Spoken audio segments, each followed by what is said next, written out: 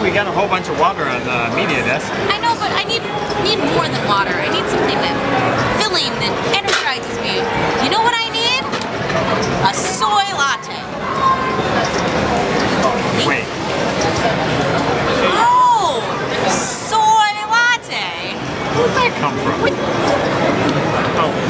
With Jess and BJ. The hand knows how I get when I'm under-caffeinated. That's why I went ahead with your funny title, because I need my caffeine and it works, so we'll run with it. But before we talk about... I'd like a Coke, please. There's no pun. The hand's not going to keep. This sucks. The hand only responds to low-grade humor. Sorry. I'm not stripping that, though. All right. Before we talk about Soi and his latte chips, let's go ahead and settle it. Yes, I like this. This is where I win. You won again, but it was very close. Yesterday's line was close really how many matters. chips would defending champion Antonio Esfandiari end the day with? We set the line at 1.2 million. Which was kind of a lofty goal. He started with 850, 805. 805. And he, with about a half hour left in the day, got up over 1.2 million. With 3 hands left in the day, he was still over 1.2 million. Oh, but where did he finish, Jess? 1,099,000. Which is less than 1.2, and I won. You did win, but Antonio's still in the running to become the first ever player to win the same event twice and pick up a third WPT title. See, so I like double win, because I got the under and he's still in, because I am rooting for him. Now, on to today's over-under. What do I get to win? Today we are going to bet on Vanessa Selbst? Seltzer? Really? This is kind of a stretch.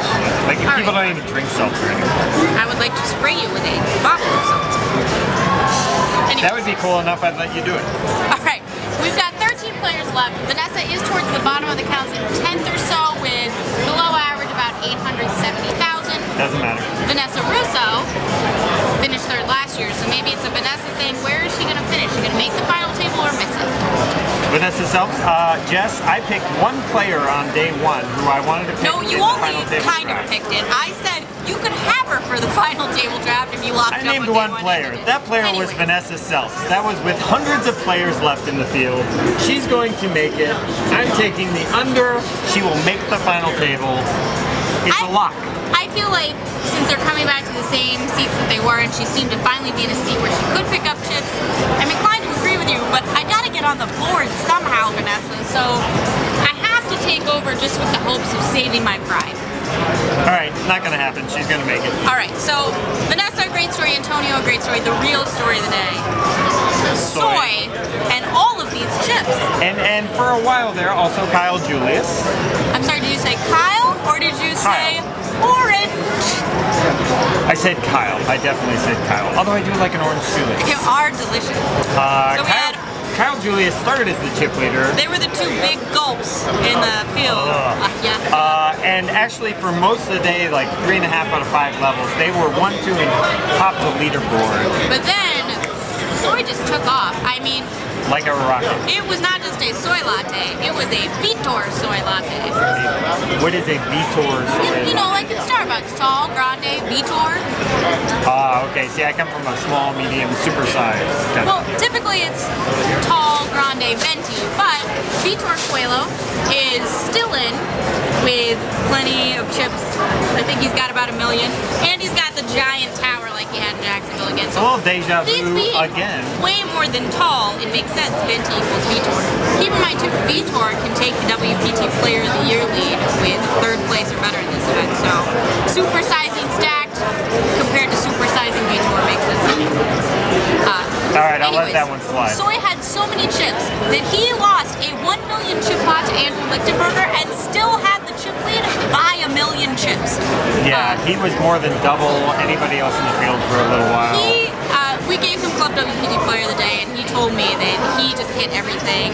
Tommy Lee and Nam and JC and those guys have been checking in on him. They say, you have clearly got this figured out. Just keep doing what you're doing. Yeah, David Williams sat with him yesterday, sat with him again today, and just said he's been getting hit by the deck like crazy. One guy who got hit by the deck in the last 20 minutes of the day was Andrew Lichtenberger. Yeah. Chewy came in 8th place in this event last year, just missed out on his first WPT finals table.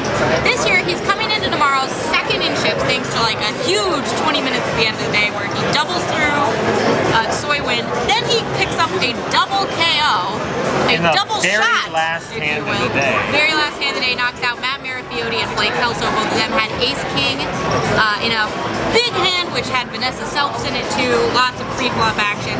Chewy ended up calling with kings facing 2 all-ins in front of him from relatively tight players. The kings held, and we dropped out of 13, and Chewy rose up the chip counts.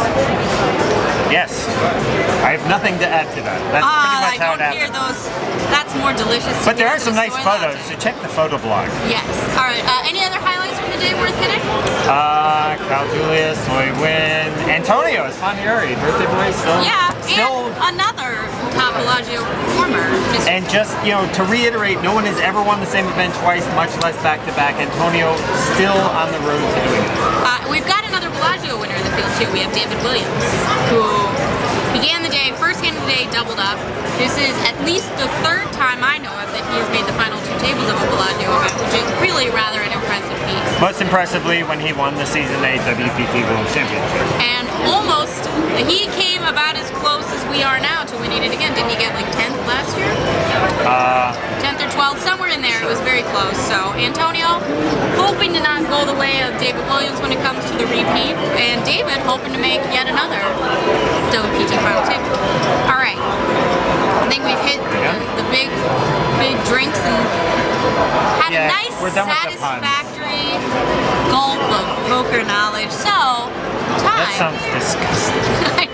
Gulps of poker knowledge? That's horrible. I don't think people would buy venti sizes of that. Anyways, question of the day.